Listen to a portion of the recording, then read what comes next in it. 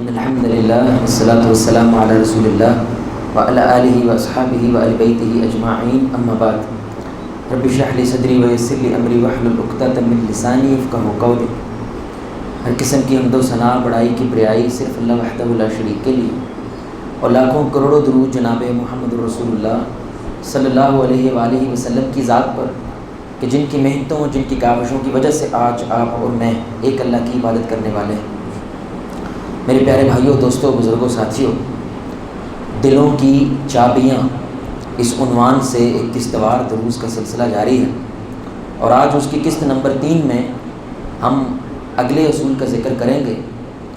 اور اس سیریز کا بنیادی مقصد، جو ہر قسط کے اوپر ہم بیان کرتے ہیں، کہ اس کا بنیادی مقصد یہ بات سمجھنا ہے کہ جتنی آپ کی بات اہم ہے اتنا ہی طریقہ اہم ہے، جس طریقے کو استعمال کر کے آپ وہ بات دوسرے تک پہنچا رہے ہیں۔ اور مشاہدے میں یہی دیکھتے آیا ہے، اکثریت اس وجہ سے لڑائی کے جھگڑوں کے اندر مبتلا ہو جاتی ہے کہ وہ اپنی بات کے اوپر زور دیتے ہیں کہ جو میں کہہ رہا ہوں وہ سچ ہے، اور مسئلہ اصل میں طریقے کی وجہ سے خراب ہو جاتا ہے، آپ کی بات کی وجہ سے نہیں۔ اس لیے رسول اللہ صلی اللہ علیہ وسلم جو ہمارے رہنما ہیں، جو ہمارے مرشد ہیں، جو ہمیں یہ بھی سکھاتے ہیں کہ کھجور کیسے کھانی ہے، تو وہ ہمیں رشتہ نبھانا نہیں سکھائیں گے۔ تو انہوں نے ہمیں وہ طریقے سمجھائے ہیں، انہوں نے ہمیں وہ چابیاں دی ہیں کہ جن کا استعمال کر کے آپ کسی کے دل کو بھی کھول سکتے ہیں۔ تو آج تیسری چابی جس کا ہم ذکر کرنا چاہتے ہیں میرے بھائیوں اور دوستوں، وہ ہے تنقید کرنے کا ہنر سیکھنا، یا تنقید کرنے کا سنت طریقہ۔ کئی بار ایسا دیکھنے میں آیا ہے کہ انسان اصل میں اپنے دکھ کا اظہار کرتا ہے اپنی اولاد کے سامنے، یا اپنی اولاد اپنے والدین سے دکھ کا اظہار کرتی ہے، اور وہ یہ سمجھتی ہے کہ میرے اس دکھ کو ان ماں باپ کو سمجھنا چاہیے، اور ماں باپ سمجھتے ہیں کہ میرے یہ دکھ میری اس اولاد کو سمجھنا چاہیے۔ لیکن آپ کا وہ دکھ کا اظہار اکثر نفرت کے اوپر ختم ہوتا ہے، محبت کے اوپر ختم نہیں ہوتا۔ اکثر اس دکھ کے اظہار سے بندہ زیادہ دور ہو جاتا ہے بجائے اس کے آپ کے قریب ہو۔ اور اگین بات وہی ہے کہ آپ کی بات ٹھیک ہوتی ہے، آپ جو کہنا چاہ رہے ہیں وہ بھی ٹھیک ہے، لیکن آپ نے سنت طریقہ نہیں سیکھا کہ آپ کسی دوسرے کی اصلاح کیسے کر سکتے ہیں۔ کسی دوسرے کو اگر تنقیدی نگاہ سے دیکھنا چاہتے ہیں تو ہمارے نبی صلی اللہ علیہ وسلم نے اس کو کیسے پرفارم کیا تھا۔ یہ بڑا ایک اہم نقطہ بھائی، آپ کو دلچسپ لگے گا، دماغ کے لیے لطف آئے گا۔ آپ دیکھیں کہ کسی دوسرے جو بھائی جان میرے سامنے بیٹھے ہیں، ان کی ذات کے اوپر مکمل نظر دوڑانا یہ میرے لیے آسان ہے، لیکن اپنی ذات کے اوپر مکمل نظر دوڑانا میرے لیے، بولے بھائی، ناممکن ہے۔ میں اپنے سر کو نہیں دیکھ سکتا، میں اپنے چہرے کو نہیں دیکھ سکتا، میں اپنی کمر کو نہیں دیکھ سکتا۔ اللہ تعالیٰ نے فطرتی نظام ایسا بنایا ہے کہ انسان اگر اپنی ذات پہ مکمل نگاہ رکھنا چاہتا ہے وہ دوسرے انسان کا محتاج ہے۔ کیسی بات ہے، کتنا کمال نقطہ ہے۔ اللہ نے ہمیں بنایا، اللہ چاہتا 2 نظریں پیچھے بھی تو دے سکتا تھا، آنکھیں زیادہ دے سکتا تھا کہ ہم پورے جسم کا احاطہ کر سکیں، لیکن اللہ نے ایسا بنایا نہیں بنایا۔ تو دوسرے کا محتاج ہے، اور دوسرا سب سے بڑا کون ہے؟ نبی، کیونکہ نبی نے آپ کے جسم کے اندر اس ناقدانہ رائے سے دیکھنا ہے کہ تیرے اندر یہ اصلاح ہونے والی ہے، تو نہیں دیکھ سکتا، میں دیکھ سکتا ہوں، میں تیری ذات کو دیکھ پا رہا ہوں، انسان نہیں دیکھ پاتا۔ تو رشتوں کے اندر انسان دوسرے کا محتاج ہے اصلاح کے لیے۔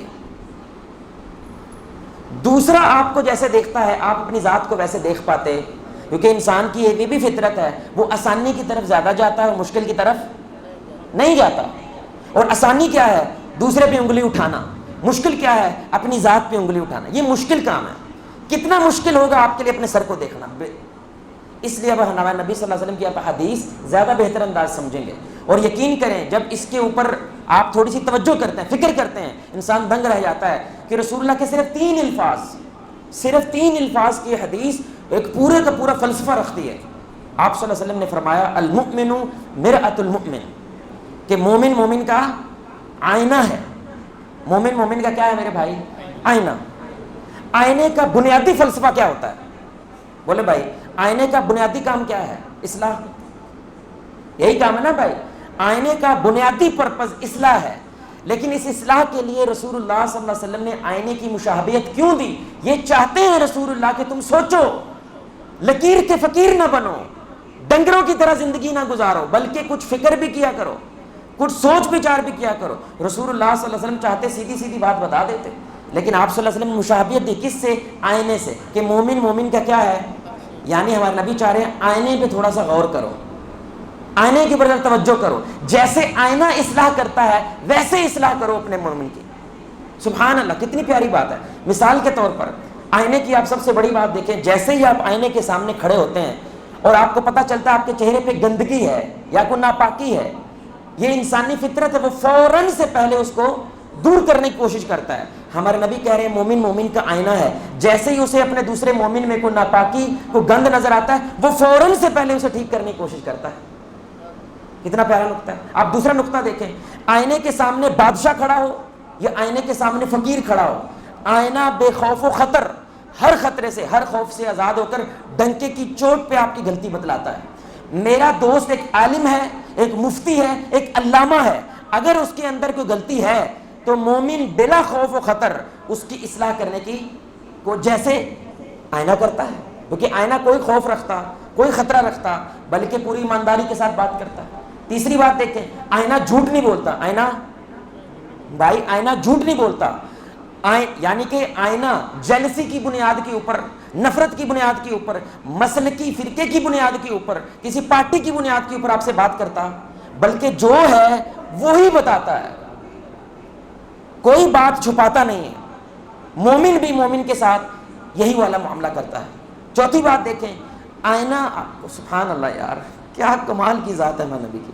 آئینہ تبھی آپ سے مخاطب ہوتا ہے جب آپ آئینے سے مخاطب ہوتے ہیں. سبحان اللہ. آئینہ خام خواہ آپ کی زندگی میں دخل اندازی, خام خواہ آپ کی زندگی میں نہیں گھستا, اور مومن بھی ایسا ہوتا ہے, وہ خام خواہ کسی زندگی میں دخل اندازی نہیں کرتا, الا یہ کہ وہ آپ کے سامنے کھڑا ہو جائے, وہ چاہے کہ آپ اس کی اصلاح کریں, وہ چاہے کہ آپ اس کے ساتھ تعلق کا ایک مان رکھیں, تبھی وہ بندہ گفتگو کرتا ہے, ورنہ گفتگو نہیں کرتا. پانچویں بات دیکھیں, جتنی دیر آپ چاہتے ہیں آئینہ گفتگو کرے, آئینہ اتنی دیر گفتگو کرتا ہے, نہ اس سے زیادہ کرتا ہے نہ اس سے میں منوا کے چھڈاں گا. یہ آئینے کی فطرت نہیں ہے. آئینہ دیکھتا ہے بندے کی کیپیسٹی کتنی ہے, یہ 2 منٹ کی کیپیسٹی ہے, یہ 2 گھنٹے والی کیپیسٹی ہے, اس کے مطابق مومن کسی دوسرے کے ساتھ اصلاح کرنے کا جذبہ رکھتا ہے. اب 7واں پوائنٹ دیکھیں, بڑی کمال بات ہے.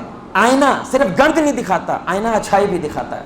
آپ کے منہ پہ کالک ملی ہوئی ہے, آئینہ دکھائے گا, لیکن آپ نے بڑی خوبصورت چٹی شرٹ پہنی ہو, آئینہ وہ بھی دکھائے گا.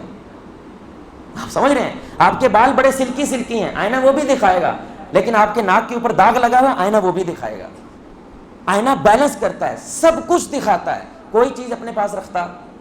تو یعنی کہ رسول اللہ صلی اللہ علیہ وسلم کا یہ بات کہنا کہ مومن مومن کا آئینہ ہے, یہ کوئی چھوٹی بات نہیں ہے. کتنے فلسفے چھپے ہیں کہ آئینے جیسا مومن ہوتا ہے. پھر ایک اور بات دیکھیں, آئینہ جو کہتا ہے منہ پہ کہتا ہے, پیٹھ کے پیچھے یار حد نہیں ہے ویسے. آئینہ جو بولتا ہے منہ پہ بولتا ہے, پیٹھ پہ نہیں بولتا ہے. اور تنقید کا سب سے بڑا اصول ہے, بھائی میرے سے مسئلہ ہے نا تو میرے سے بات کرو یار, پورے محلے سے کیوں کر رہے ہو؟ وہ چاہ کے کھوکھے کے اوپر بیٹھ کے میرے بارے میں بات کیوں کر رہے ہو؟ بھائی میرے بارے میں بات ہے تو میرے ساتھ کرو, جیسے آئینہ کرتا ہے. آئینہ جس کی بات ہے اسی کو بتاتا ہے, کسی دوسرے کو بتاتا. اور آپ یہ حدیث سنیں کتنی پیاری ہے. ابو دردہ رضی اللہ تعالیٰ عنہ حدیث کے راوی, آپ صلی اللہ علیہ وسلم نے فرمایا, جو اپنے مسلمان بھائی کی عزت کا دفاع اس کی غیر حاضری میں کرتا ہے. اقبال صاحب یہاں پہ بیٹھے ہیں اور بھائی اقبال صاحب کے خلاف بول رہے ہیں, ان کے خلاف گند بول رہے ہیں. آپ نے فرمایا اگر میں, اقبال صاحب نہیں ہیں, ان کی حفاظت کرتا ہوں نہ, میں اقبال صاحب کی بے عزتی برداشت نہیں کر سکتا. رسول اللہ صلی اللہ علیہ وسلم نے فرمایا اللہ ایسے شخص پہ جہنم کی آگ کو حرام کر دیتا ہے. کسی نے کہا نا, میں وہ ہمارے نعیم بھائی ہیں یہاں پہ جو جمعہ پڑھاتے ہیں, انہوں نے پوسٹ لگائی تھی بڑی پیاری. وہ کہتے ہیں کہ بھائی کوئی بندہ آ کے مجھے بتلا رہا ہے کہ فلاں بندہ تیری برائی کر رہا تھا. بھائی چھوڑو وہ بندہ میری برائی کر رہا تھا, مجھے یہ بتاؤ تو نے میری برائی برداشت کیسے کی؟ تو میرا اپنا تھا, تو پرایا نہیں تھا. اور مومن مومن کا آئینہ ہوتا ہے, تو آئینے کی طرح تھا, جو کرنا ہے منہ پہ کرنا ہے, پیٹھ پہ کرنا. سبحان اللہ. تو اب آئینے سے ہم نے 2 بات سب سے بڑی سیکھی, ایک آئینہ اصلاح کرتا ہے, اور دوسرا آئینے کی سب سے کمال بات ہے وہ مکمل اصلاح کرتا ہے. آپ کی اچھائی بھی دکھاتا ہے اور آپ کی برائی بھی دکھاتا ہے, ایک چیز نہیں دکھاتا ہے.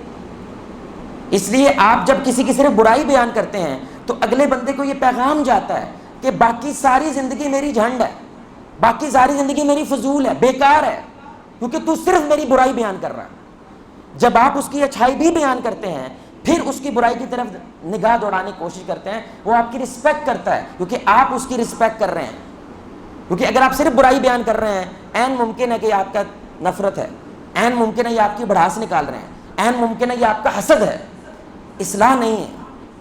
اصلاح ہوگی، میری عزت ہوگی، اور میری عزت اس وقت ہوگی جب آپ کی نگاہ میری اچھائی پہ بھی ہوگی اور ساتھ میں بولے بھائی برائی پہ بھی ہوگی۔ اس لیے تنقید جس کو ہم اپنا پیدائشی حق سمجھتے ہیں نا، کیڑے نکالنا اپنا پیدائشی، اس میں ہماری قوم الحمدللہ اللہ کے فضل اللہ کے احسان سے کمال درجہ رکھتی ہے۔ ایسے لگتا ہے ہر کسی نے پی ایچ ڈی کی ہوئی ہے تنقید کرنے میں، چاہے وہ اس کی فیلڈ ہے چاہے اس کی فیلڈ نہیں ہے، لیکن جب تنقید کرتا ہے ایسے تنقید کرتا ہے جیسے جبریل علیہ السلام کے ساتھ یہ گپ شپ کر کے ہمارے پاس آیا ہے، ایسے تنقید کرتا ہے، اتنی کانفیڈنس کے ساتھ تنقید کرتا ہے، جانتا نہیں پہچانتا نہیں، بیک گراؤنڈ کچھ نہیں جانتا، اور تنقید کا مطلب تک نہیں جانتا۔ بھائی یہ تکلیف نہیں ہوتی، تنقید کا مطلب میرے بھائی یہ سنیے گا، یہ سننے کی بات ہے، وہ لفظ نکلا ہے ناقدا سے، نون قاف دال یہ مادہ ہے، اس سے یہ لفظ نکلا ہے، اس کا مفہوم ہوتا ہے کھرے اور کھوٹے سکے علیحدہ کرنا۔ بھائی ایک دفعہ بول دیں کیا مطلب ہوتا ہے؟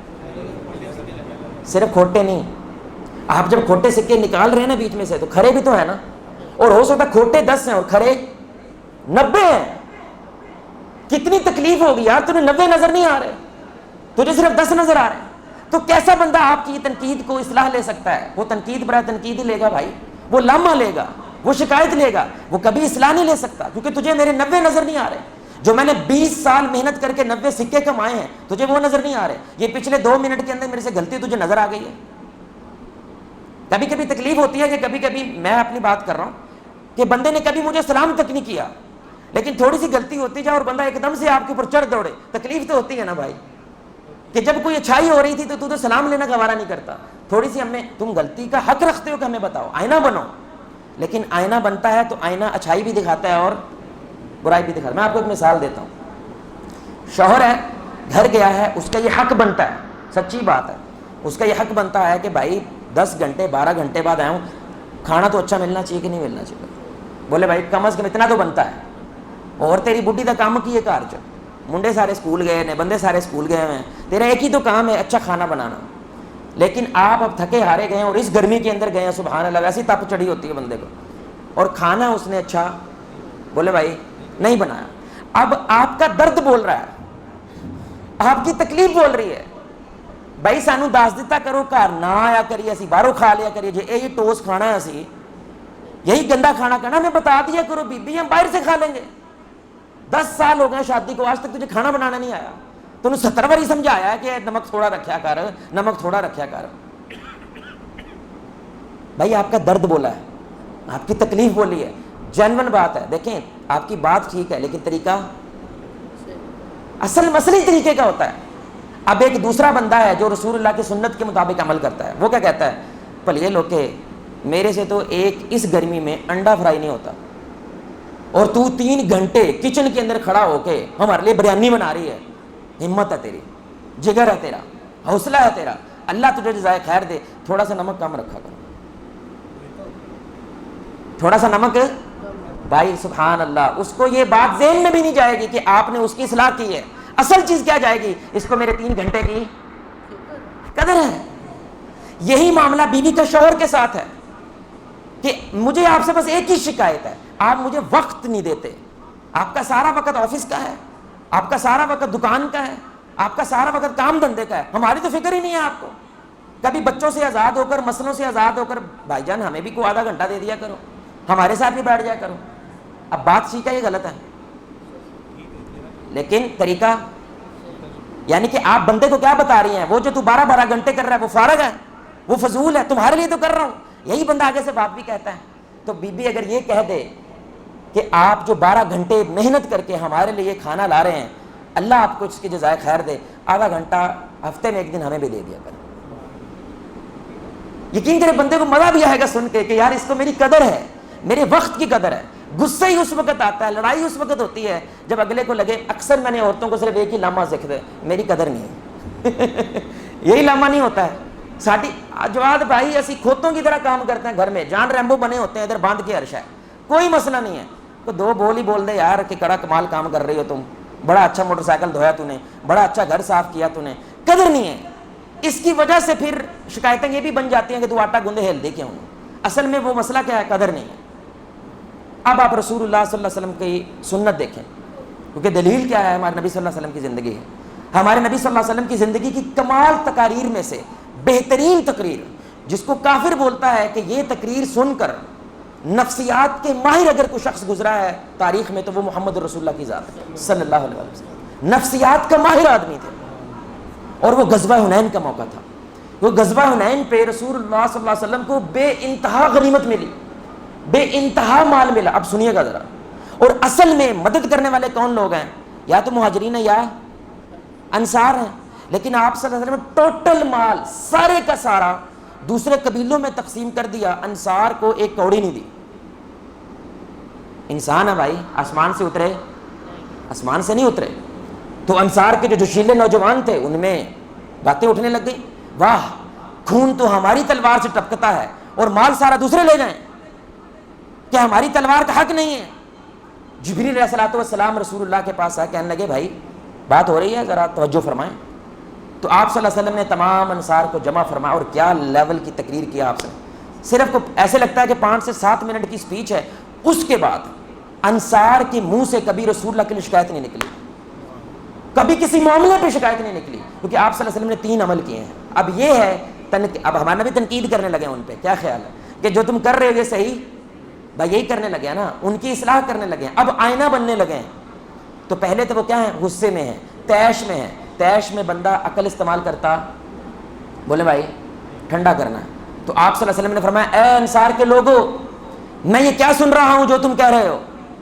کیا تم بے ہدایتیں یا گمراہ نہیں تھے؟ اللہ نے میری وجہ سے تمہیں ہدایت دی تھی.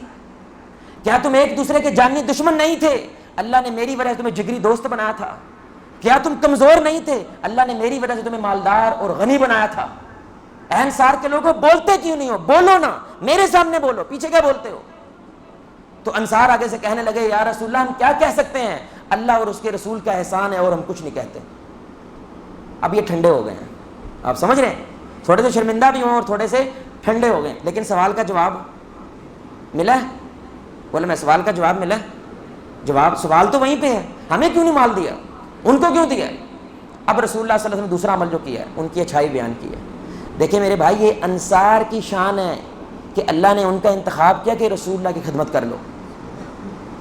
یہ انصار کی شان ہے. لیکن کیا کمال کا ظرف تھا میرے نبی کا، کیا کمال کی عاجزی تھی رسول اللہ کی. کیسے کہہ دیے ہوں گے انہوں نے یہ الفاظ. لیڈر ہیں، یہ امام الانبیاء ہیں، اللہ تعالیٰ کے ساتھ ڈائریکٹ کنیکٹڈ ہیں، وہی آتی ہے. اس کے باوجود آپ دیکھیں گا ہمارا نبی جملے کا کہنے لگے ہیں صرف اس لیے کہ انصار تم یہ نہ خیال کرنا کہ ہمیں تمہارا خیال نہیں ہے، ہماری تمہاری محنتوں کا خیال نہیں ہے، وہ تلوار اٹھانا ہم نے دیکھا نہیں ہے. نہیں، سب دیکھا ہے.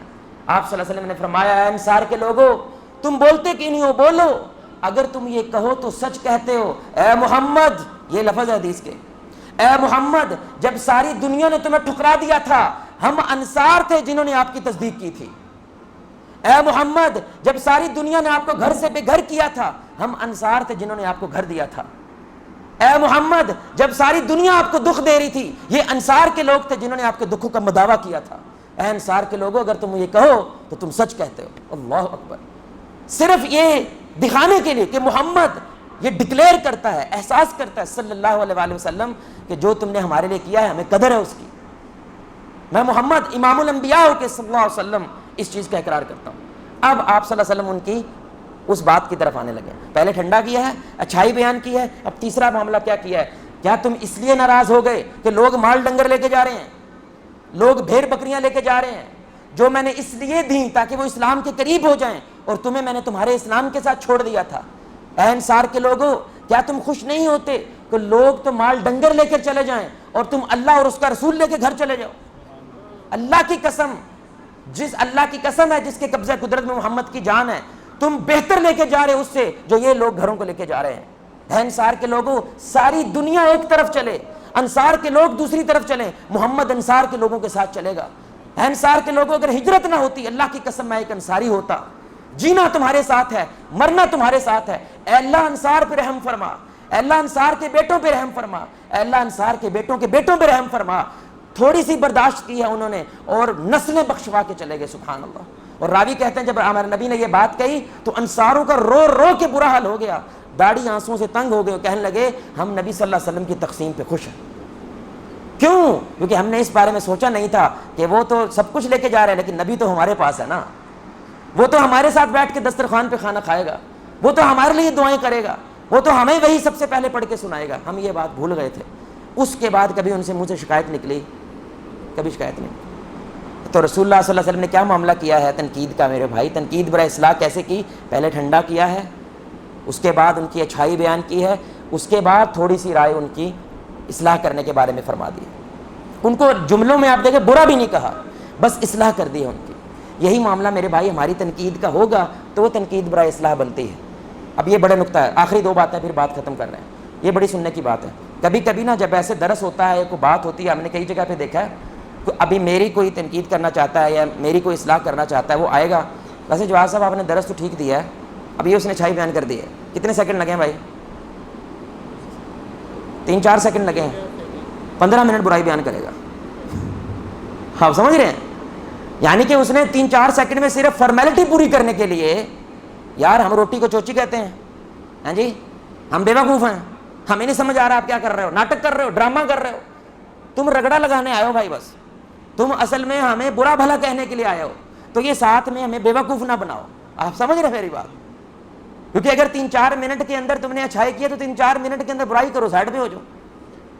پھر دوسری بات دیکھیں، جب اچھائی بیان کرے گا نا، اب ماشاءاللہ ٹھیک گلا نے، لیکن سمجھ رہے ہیں جو ٹھیک گلا نے وہ بالکل اگنور کر کے چہرہ عجیب سا بنا کے کرے گا، لیکن مکے مار مار کے پھر آپ کی برائی بیان کرے گا۔ اس شدت سے آپ اچھائی کر رہے ہیں، اسی شدت سے برائی کرنی ہے، کیونکہ بیلنس، اصل چیز کیا ہے، آپ نے بیلنس کرنا ہے۔ پھر اچھائی پہلے رکھنی ہے، برائی بعد میں۔ ابھی تھوڑے دن پہلے ایک والد صاحب، میں نے کہا کہ آپ نے بچے کو نفرت میں دے دیا ہے، محبت میں نہیں دیا۔ وہ کیا ہوا، انہوں نے تقریباً 20 منٹ لگائے، بچہ کو کے سامنے بیٹھا تھا، اس کی برائیاں کی، برائی کرنے کے بعد کہتے ہیں ویسے یہ بڑا اچھا ہے، ویسے تو یہ بھی کرتا ہے۔ میں کہنا اب نہیں، اب نہیں گیم چلنی ہے، اب معاملہ خراب ہو گیا ہے، کیونکہ اب اس کو صاف سمجھ آ رہا ہے ہم مینج کر رہے ہیں، اب اس کو صاف سمجھ آ رہا ہے مکھن لگا رہے ہیں، جو آپ نے کرنا تھا وہ کر دیا ہے، مجھے دوسرے کے سامنے ایسا بولنا تھا وہ ہو گیا ہے۔ لیکن تنقید کا اصول کیا ہے، آپ نے پہلے اچھائی، اللہ نے پہلا اپنا تعارف کیا کرایا بھائی؟ الرحمن۔ اللہ چاہتا کہ اس اللہ کے نام سے جو جہنم کو پیدا کرنے والا ہے کہہ سکتا تھا، اس اللہ کے نام سے جو موت دینے والا ہے کہہ سکتا تھا، لیکن اللہ نے اپنا تعارف کیا کروایا ہے؟ محبت کرنے والا، رحم کرنے والا، پیار کرنے والا۔ یہ فطرت ہے انسان کی، اور رسول اللہ صلی اللہ علیہ وسلم نے یہی نصیحت کی ہے کہ خوشخبریاں زیادہ سناؤ، لوگوں کو آسانیاں زیادہ پیدا کرو، کیونکہ انسانی فطرت ہے، اس کی وجہ سے وہ قریب آ جاتا ہے۔ اس لیے میرے بھائی مسجد میں کوئی آیا ہے اور آپ صرف اس کو یہ کہتے ہیں کہ یار تم رکوع ٹھیک نہیں کرتے، تو اس کو ایسا لگتا ہے جیسے میری ساری نماز فضول ہو گئی ہے صرف رکوع کی وجہ سے۔ نہیں، آپ کہیں ماشاءاللہ مسجد میں آئے ہیں، اللہ آپ کی محنت قبول کرے۔ آج کل کے دور میں کون آتا ہے مسجد کے اندر، کون نماز پڑھتا ہے؟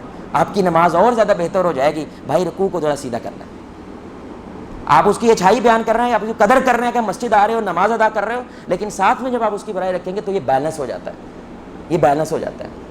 اللہ سے دعا ہے کہ اللہ ہمیں صحیح معنوں میں تنقید کا ہنر سیکھنے کی اور رسول اللہ صلی اللہ علیہ وسلم کی سنت کے مطابق تنقید کرنے کی توفیق عطا فرمائے۔ اللہ سے دعا ہے کہ اللہ تعالی ہمارے رشتوں کے اندر دراڑوں کو ختم کر کے ہماری محبت اور الفت پیدا فرمائے۔ اور جیسا کہ ہم یہ محبت اور رشتوں کی بات ہو رہی ہے تو آپ کو پتہ ہے کہ ہم ایکٹیویٹی کرتے ہیں، مشق کرتے ہیں کہ آپ صلی اللہ علیہ وسلم کی ابو داؤد کی حدیث ہے کہ اگر تم اپنے بھائی سے محبت کرتے ہو تو اس محبت کا اظہار کیا کرو۔ جب کسی شخص نے رسول اللہ کہا کہ میں فلاں سے محبت کرتا ہوں تو آپ نے فرمایا اس سے جا کے اظہار کیا کرو۔ بھائی اللہ کا واسطہ ہے، اللہ کا واسطہ اپنے بچوں کے ساتھ، اپنی بیوی کے ساتھ، اپنے گھر والوں کے ساتھ بار بار اس کا اظہار کیا کریں کہ بھائی میں آپ سے اللہ کے لیے بولے بھائی محبت کرتا ہوں۔ تو اس کی مشق کے لیے ہم یہاں پہ ضرور ایسے اختتام پہ آتے ہیں کہ آپ ابھی کھڑے ہوں گے، ایک دوسرے کو گلے سے لگائیں گے اور کیا کہیں گے؟ میں آپ سے اللہ کے لیے محبت کرتا ہوں۔ تو میں بھی آپ سے اللہ کے لیے محبت کرتا ہوں، اسی جذبے سے آپ کے سامنے موجود ہے۔ اللہ ہماری ان محبتوں کو نظر بد سے بچائے۔ اللہ آپ کو، مجھے، ہم سب کو محمد رسول اللہ صلی اللہ علیہ وآلہ وسلم کی ذات کے ساتھ جنت الفردوس میں اس انداز سے اکٹھا کرے، ہم سب مل کے اللہ کے چہرے کو آسمان میں دیکھیں، 14ویں رات کا چاند۔ سبحانک اللہم وبحمدک اشہد ان لا الہ الا انت استغفرک واتوب الیک۔ گلے لگ کے جائیے گا پلیز، اور محبت کا اظہار کر کے جانا، پلیز پلیز کھڑے ہو جائیں، کرنا